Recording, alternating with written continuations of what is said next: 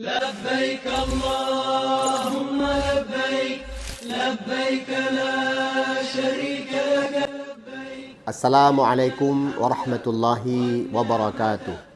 Saya Kepala Kantor Kementerian Agama Kabupaten Aceh Timur menyampaikan informasi haji. Jemaah Haji Aceh Timur bergabung dalam kloter 10, bergabung dengan jemaah Kota Banda Aceh. Jemaah Aceh Timur berjumlah 304 orang dan Kota Banda Aceh sebanyak 81 orang.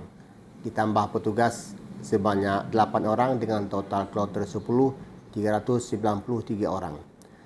InsyaAllah, jamaah BTJ 10 akan berangkat dari Aceh Timur ke embarkasi Banda Aceh pada tanggal 6 Juni pukul 20 waktu Indonesia bagian Barat.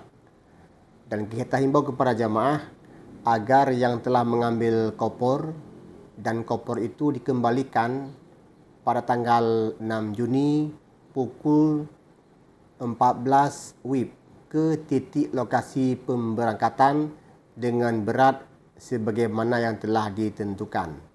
Dan insyaAllah jamaah kloter 10 akan masuk ke asrama haji pada tanggal 7 Juni pukul 8 pagi.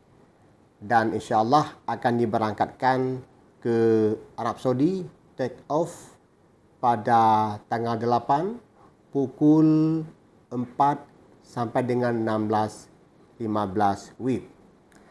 Dan kita berhimbau kepada jamaah bahwasanya keberangkatan jamaah dari Aceh Timur ke embarkasi Banda Aceh itu pada 5 titik.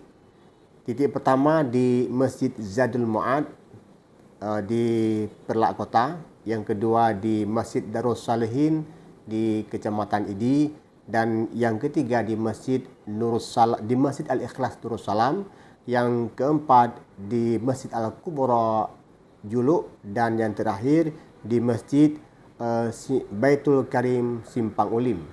Dan kita harapkan kepada jamaah pada pukul 20 tanggal 6 Juni telah berkumpul di titik lokasi untuk keberangkatan ke embarkasi Banda Aceh. Semoga Allah Subhanahu Wa Taala menjadikan jamaah haji Aceh Timur menjadi haji yang mabrur, diberikan kekuatan dan kesihatan hingga dapat melaksanakan tugas ibadah haji ke tanah suci. Demikian, wassalamualaikum warahmatullahi wabarakatuh. لبيك اللهم لبيك